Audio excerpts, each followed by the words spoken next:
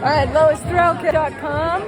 We have Enrique here. Enrique. Yes. You're Hi, doing Lois. Tiny homes. That's right. That's right. So I make tiny homes. The name of the company is called Workforce Homes.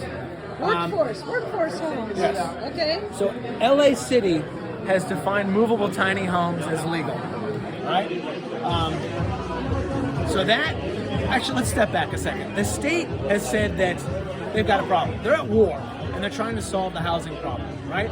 And so they've defined ADUs as the weapon of choice to go after this affordable housing, or at least housing, right? So much so that they passed Assembly Bill 671 that not only encourages the production of ADUs, but incentivizes affordable ADUs. Now let's flash forward to LA. LA followed through. They've defined movable tiny homes as ADUs. All right, but don't take my word for it. They are the most affordable ADU in LA. Why? One, you don't need a building permit.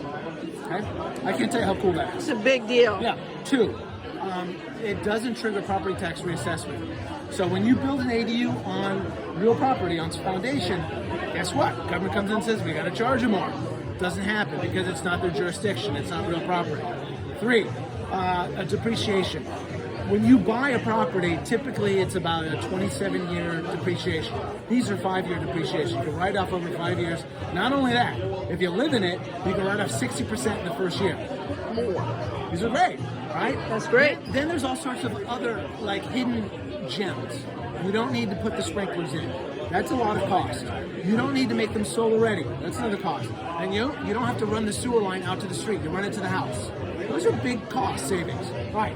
Now, if that isn't enough, Karen Bass has passed ED1 initiative, which is the emergency directive about affordable housing.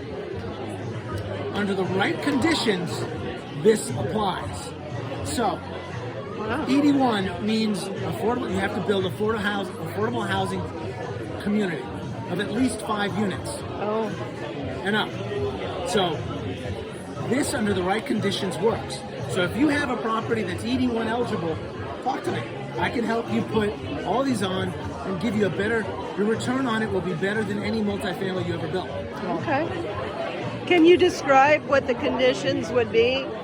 Well, for this to qualify? Okay, so it has to be in the right area, right? Obviously, you have to have ED1 and TOC, transit-oriented community. Those are the most important things. If you have that, then we have to go through and look at how much space you have and how we lay it out. Obviously, we have to go through that and make sure that happens. Next thing, what we do is, if it has to be able to have 5 units, right? If you can put 5 units on. So that's a big consideration. That's a big consideration. You have a big enough lot for ED1. Okay, hold on. Right. Stay tuned for part 2. LoisThrillKit, ladies.com. Comment, like, share, subscribe. We're talking tiny homes.